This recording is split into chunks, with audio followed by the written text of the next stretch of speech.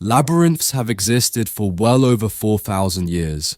Labyrinths and labyrinthine symbols have been found in regions as diverse as modern-day Turkey, Ireland, Greece, and India. There are various designs of labyrinth, but what they all have in common is a winding spiral path which leads to a central area. There is one starting point at the entrance, and the goal is to reach the central area. Finding your way through a labyrinth involves many twists and turns, but it's not possible to get lost as there is only one single path.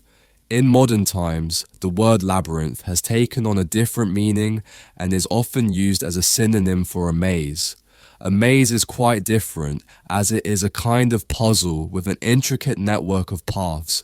Mazes became fashionable in the 15th and 16th centuries in Europe and can still be found in the gardens of great houses and palaces. The paths are usually surrounded by thick, high hedges so that it's not possible to see over them. Entering a maze usually involves getting lost a few times before using logic to work out the pattern and find your way to the center and then out again. There are lots of dead ends and paths which lead you back to where you started. The word maze is believed to come from a Scandinavian word for a state of confusion. This is where the word amazing comes from.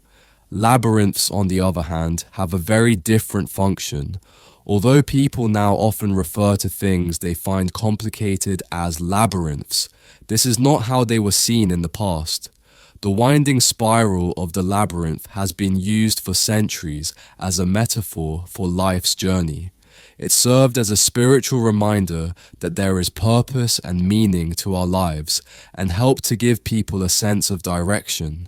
Labyrinths are thought to encourage a feeling of calm and have been used as a meditation and prayer tool in many cultures over many centuries.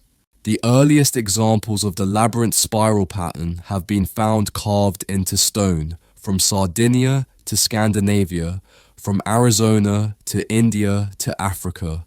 In Europe, these spiral carvings date from the late Bronze Age. The Native American Pima tribe wove baskets with a circular labyrinth design that depicted their own cosmology. In ancient Greece, the labyrinth spiral was used on coins around 4,000 years ago.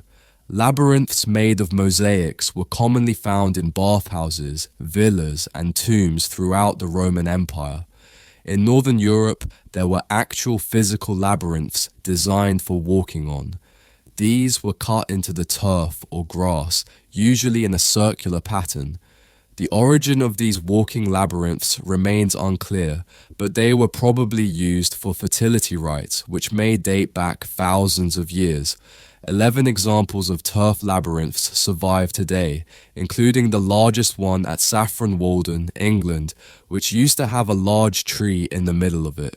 More recently, labyrinths have experienced something of a revival. Some believe that walking a labyrinth promotes healing and mindfulness, and there are those who believe in its emotional and physical benefits, which include slower breathing and a restored sense of balance and perspective.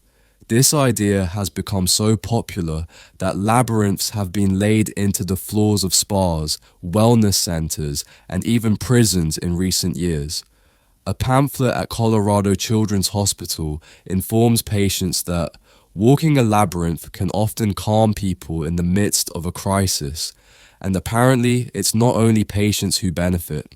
Many visitors find walking a labyrinth less stressful than sitting in a corridor or waiting room. Some doctors even walk the labyrinth during their breaks. In some hospitals, patients who can't walk can have a paper finger labyrinth brought to their bed. The science behind the theory is a little sketchy, but there are dozens of small-scale studies which support claims about the benefits of labyrinths. For example, one study found that walking a labyrinth provided short-term calming, relaxation, and relief from anxiety for Alzheimer's patients. So, what is it about labyrinths that makes their appeal so universal? Well,